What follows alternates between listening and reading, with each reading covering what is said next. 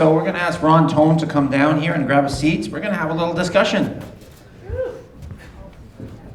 So the title of this next discussion, we'll call it, because it's not a presentation, was Tough Conversations to Have with Your Farmers.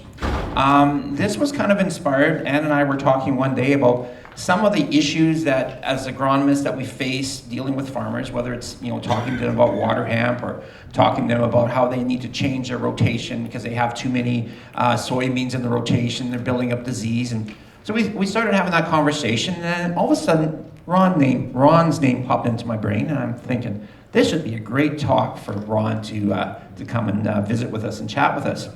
But before I did that, I called Liz. I said, Liz, how would Ron respond if I asked him to come and present? And she's like, oh my God, you're gonna have fun with that. So I hung up I said, I'm gonna give it a shot. So I called Ron up, and I was kind of working off the seat of my pants when I was having this conversation, trying to read him a little bit over the phone. And I said, well, what we're gonna do is, rather than have you come up and do a presentation with slides, we're gonna actually develop some questions talking about his career, some of the decisions that he's had to deal with in his career, and that's where we'll go from there. If you have any questions, anything that you guys have dealt with as either experienced agronomists or new agronomists to the industry, having those conversations with certain farmers, feel free. Ann's gonna be here with a mic, and we're gonna start off here with a few questions, but I'm gonna start off just by introducing Ron. I'm gonna grab a seat here so I don't have to walk around. But Ron started as an agronomist with his own company in Tone Ag Consulting back in 1996. At the time, he felt there was a need in his area to have independent advice to farmers from somebody who wasn't selling them herbicide, seed, or fertilizer. And I tend to get that a lot too. That's why they call us, is they want to get unbiased opinions. Now Ron typically focuses on damage claims, which includes things like herbicide drift, livestock damage to crops, and product deficiency claims. So we're going to start off with Ron here, and the first question is, how did you get into doing custom agronomy work? What was your decision for that? I was just thinking. Yep. I was just thinking about that while I was sitting beside Liz and Jordan. I guess it started, after I graduated, I went over to Ghana, West Africa for 3 years and worked basically as an ag rep there, extension, and start to realize that, there's farmers out there that need information just like Tom and Martin presented here, that needs to get down to the farmer. And so I had two goals in life. Was, first of all, to get the practical end of it. I was raised on a farm, but I farmed for about 17 years during the 80s. That didn't work out. As many of you know, high interest rates and stuff. So we got into, and the second thing I wanted to do was consulting. And so we started that. That's how I got into that. So when you first started that, what were some of your biggest challenges with, like, say, dealing with clients or promoting yourself, those types of things? Yeah, I think the biggest challenge is building up a relationship with the farmer. And I guess at first I didn't realize how important it was, because I thought, well, I'm coming with all this information. Boy, my head is nice and big. I can tell the farmers here what to do now, right? And how they should be doing it. But we all know we've got our little things, issues and stuff, and we're getting advice from other people, not just Ron Tone, the crop consultant. And I saw over the years that it's really, that one-to-one relationship with that farmer, to build that up, to strengthen that, because as you get growing with his confidence in what you're doing, he's going to listen to you more and more. So with those early years, you have to promote yourself to new farmers. And how do you approach a new grower? Like somebody, like when you first started, you probably had growers that you knew in the area, but how did you build that business? It's interesting how I started with my first client, large farmer, and we still have him today, which is kind of neat. But This one was where I happened to be at a meeting, and I guess that's why we go to meetings, to interact with other people and find out where they're at and what they're doing. And he said, and this was back in '96. I think Crop Scouts. Well, how many Crop Scouts do we have here that don't work for a fertilizer chemical industry, that just supplies advice? I'm just curious. How many of those out there were doing the work in '96? So anyway, one of the first ones to get started. And yeah, I just happened to be at a meeting here in Winnipeg, at a forage meeting, and a fellow I knew asked me, well, what I was doing, because I told him I had quit farming. And he says, well, I'm starting an agronomy crop consulting business. He says, I was talking with a guy the other day, and he was asking me, is there anybody out there that can do independent crop consulting aside from the chemical and fertilizer recommendations? He wanted somebody who didn't want to sell him something. So I said, well, here we go. Phoned him up and we got started. Sorry, Dennis, what was your question again? That's pretty much covers it. But how do you entice new farmers? So you had your first farmer that started. Yeah. So how do you build that business? Is it through word of mouth? Is it through advertising? Is it, how do you build that business up? Well, through word of mouth a bit, but in the beginning, of course, I'm going out and that was one of the things, the balance in crop consulting too, is of course, your clients aren't going to stay with you forever. There's always a turnover, right? So you need to go out and be banging on doors or talking with farmers and telling them what you're doing. And I guess the approach that I usually use is just, how much can you do on your farm? I'm here for supplying the extra eyes. And yes, in some years where there is no crop disease or very little, or the farmer really has his plans, well, he's going to spray regardless, whether in his canola and beans, etc.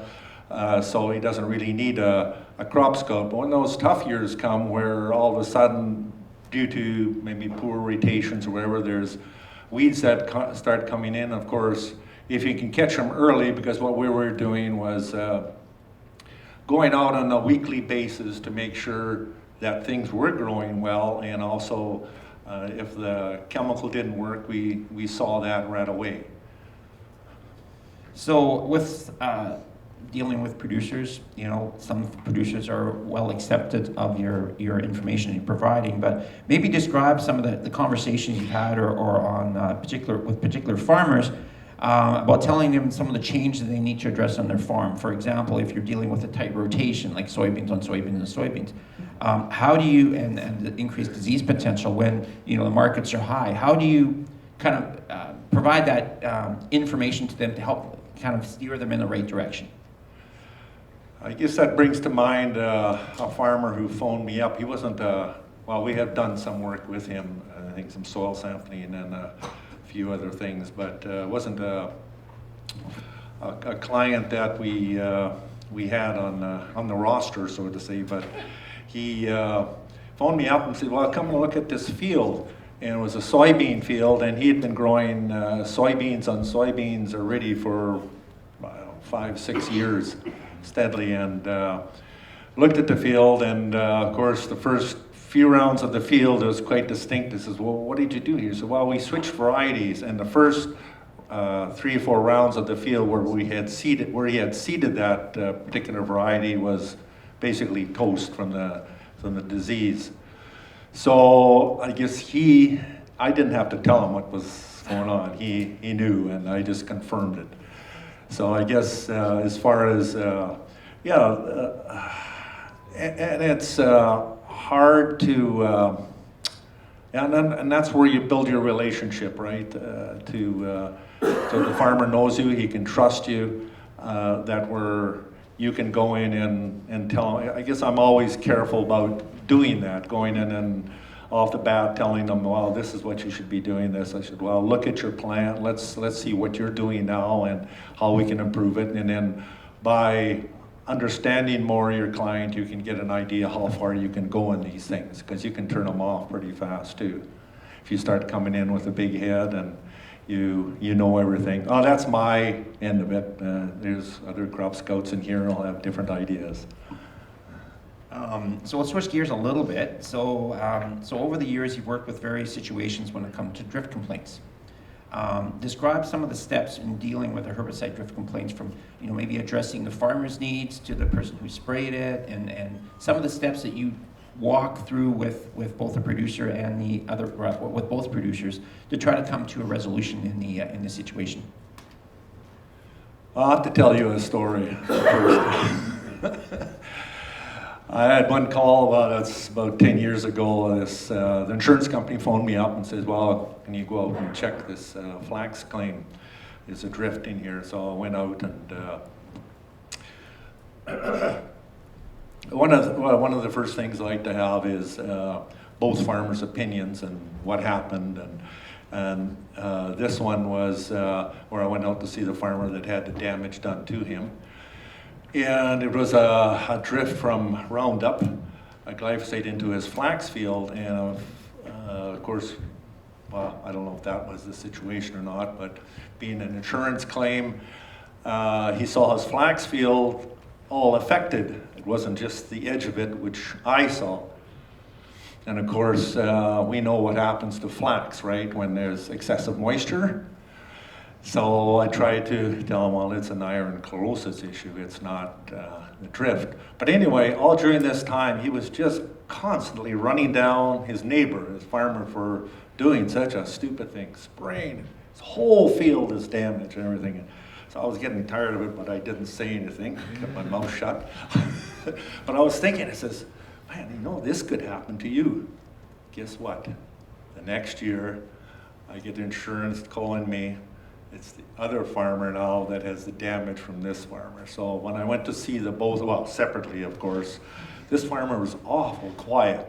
But anyway, what do I do? Okay, I get the call from the insurance company or from the lawyer or from a farmer of a damage claim, and I get Jordan to do the maps, of course, because I like the air photos to see exactly, and for the farmer to draw on what he thinks where the issue is.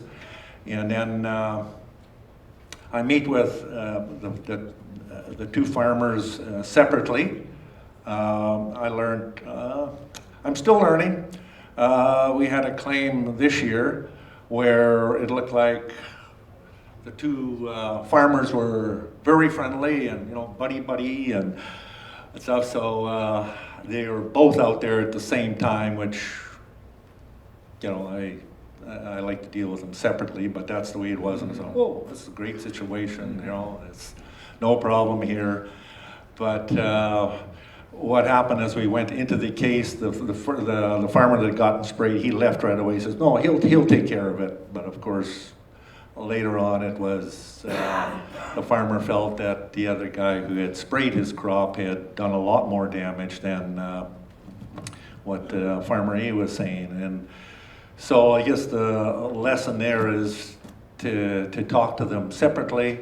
And then as far as the next steps, or the first steps when I get out there, of course, is with the farmer and go over with him where depending on whether it's the person that caused the damage or was the result of the damage, where the spray was or where he felt the spray damage was, where it came from. And of course I have the wind speed and direction and stuff to check the field through the ditches, and whether it's actually the spray. I know I had one where it was definitely the farmer felt it was the damage from the field, but there was, of course, the wind was the other direction. I couldn't see anything in the ditches or in the edge of the field as far as damages and stuff, and I never did solve it because there was damage in the other field, but it definitely wasn't from the spray. And then I go and take that information and usually sit down and think about it for a while after I've seen the claim, go over the two responses and try and try and make a decision on. Of course, it depends on how complex the claim is. A lot of the claims are pretty straightforward. I mean, get the next door neighbor and come over and you can see where obviously the damage is, right? But of course they want an agronomist looking at these things. So, but you do earn your money sometime, yeah. So with that being said, have you ever had to testify in court, and how did you prepare for that? Well, that's one thing I really don't want to share. Anyway, what happened with one time in court, but I was in early, I don't know, maybe the third year doing these damage claims, and I got the call from the lawyer, but that lawyer was just starting out themselves, and really didn't seem to know procedures or whatever, or didn't care to know, or whatever it was, but never sat me down and sort of told me, okay, this is what's going to happen. The other lawyer is going to run you down as far as your qualifications to prove that you don't even know what you're talking about. So I was sitting there, oh, okay, yeah. And another thing was, which was my fault, I hadn't gone over my stuff that well, and which is, you know, what we should be doing 2 or 3 times, right? Sit on it and go back the next day and see if you've left anything out. But I had taken this farmer was, the claim was for some alfalfa hay that he had lost, and I was just trying to get a case through crop insurance to use for what the yields were in that particular risk area, but I had taken the wrong risk area, so it was not very nice. So a lot of preparation, I guess, when you're going into it, lots of good field notes, lots of records, backing up that information. I'm assuming you have liability insurance of some sort? Yes, I do. Because that is something that, you know, you can have 2 farmers that are best buds in the coffee shop, but when it comes to somebody drifting onto somebody else's land, sometimes that goes out the window, right? Because it's, you know, depending how big the loss is. So I think a lot of it's just preparation, going into it, making sure you have good notes, lots of photos, lots of good record keeping, and hopefully, I think in a lot of situations, you might be able to settle it strictly through the insurance company and not have to take it further, right? So, okay, so, you know, over the years, you know, I've known you for quite a number of years, and you know, maybe describe a little bit. Now, you talked about how you got started. Now, in some situations, you might have more senior agronomists that have companies established, and they're looking at transitioning to the next group that's going to take over their company. Maybe talk about how that evolved for you, how you brought in, you know, additional agronomists, and where you sit now with that whole situation. Yeah, well, I sold the company 5 years ago to Liz and Jordan Karpinchuk. Most of you probably know them. And but that started with I needed somebody. My son had been working with me for 10 years because of his GIS expertise, which I needed, and I couldn't do. And so he decided he wanted to do more computer work rather than some of the field work that I had to get him to do. So, which was fine. So I put an ad out, and we got a couple of calls, and so I got this fellow. He was from Winnipeg. Jordan was from Ontario. So I said, "Whoa, that's a long ways to come." Anyway, the fellow didn't work out, and then I hired Jordan. But the thing is Liz. Jordan was your second choice. Yeah.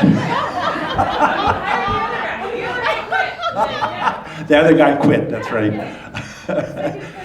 And so anyway, it was, well, I was at a place where I was starting to think of selling the company.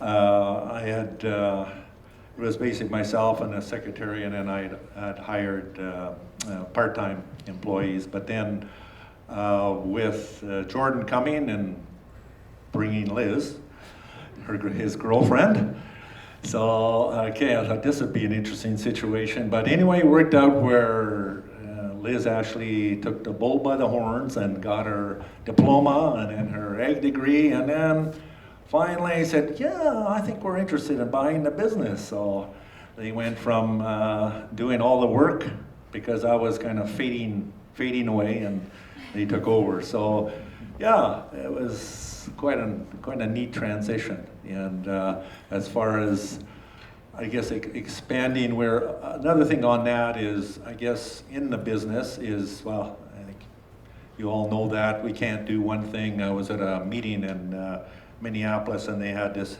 fellow doing damage claims in California, and that was his full-time business, doing damage claims, but in California. But of course, there's high-value crops there, right? The vegetables and olive trees or whatever they have there, and so. But in Manitoba, you don't get away with doing full-time damage claims. So I was always looking for alternatives, or things that would come along. Of course, manure management started in I think around the 80s or so. So we got into that, had quite a few clients, and then some PFA work came along for a few years, and then we said, hey, we should be probably looking at other alternatives, and there was things that came along that we got involved, on-farm, for instance, that we got involved in. So with that being said, that goes into our next question. I remember Ron phoning me up one day, and we were having a conversation. He says, I'd like to get in, I have this idea, and I'd like to get into more research. How do I go about doing that? So I said, you should talk to Manitoba pulse and soybean growers, and put a proposal in. So maybe, Ron, talk a little bit about how that kind of started with that on-farm network, the idea, how you came up with that, and how kind of you thought this might be something that would have a good fit in Manitoba. Yeah, well, again, for a long time I've been thinking of, as we know, a lot of the agriculture, and provincial and federal governments were backing off more and more in as far as research work. So it's good to see the work that Tom's doing, and independent. And so I felt more and more that, where are the farmers going to get their information from? Like, what research is out there? And then I saw an article in one of the ag magazines talking about on-farm research. So, oh, that's interesting. And so I went down, I phoned and went down and saw what they were doing, and we got started. 10 farmers, and actually the same year Liz and Jordan came.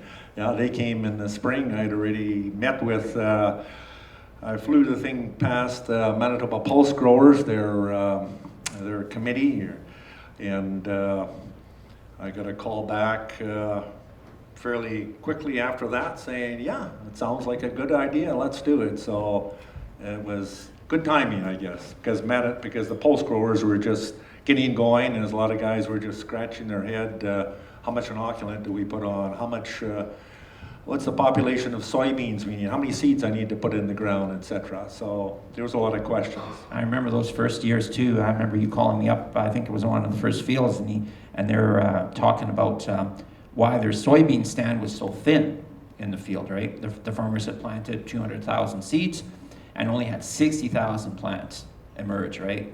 So then you and I started talking about the soak test, and then you guys started checking your seed lots a bit more. But that first year, it was quite interesting, because those first years, there was a field that, at 60,000 plants per acre, you'd think, wow, that's going to be a crop failure, and that yield was, mid-40s.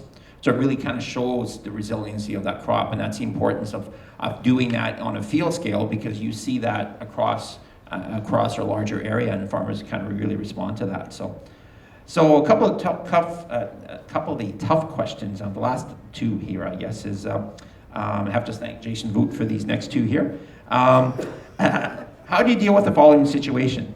You're speaking with a farmer, and they tell you that, why am I going to pay you to scout my fields when the local retailer input company does it for free?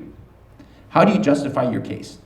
What do you talk to them about that type of thing, to encourage them to come to you, or realize that really nothing's free in this world? So, that depends on the farmer too. How open he is to hearing something else. And the thing is we well, there's extra eyes for him. Like you say, some years he probably wouldn't get much of a benefit or very little. But those years where there's tough decisions to be made as far as whether he should apply a fungicide or come back with a herbicide again because the first time it didn't work. And so I just basically lay out the different things that we do, coming out once a week and then giving him a report after that, showing him what I had done, what I had seen out there, plant population, how the crops are doing, and then telling him while we're following up with, after the spray is done, we come out and of course we're coming out on a weekly basis anyway, so seeing how the chemical did, so if there's any issues there that we can go back quickly and with another herbicide. Same with fungicide, even at harvest time, to see whether there's any issues in the canola and stuff, and things that, a whole list of things that I would go through to tell them what we do on, and we're going across the field. We're not just stopping the pickup truck on the edge of the field, walking in 50 yards or whatever and saying, well, this is what you need, whereas maybe it is in that part, but the rest of the field is great. And of course, and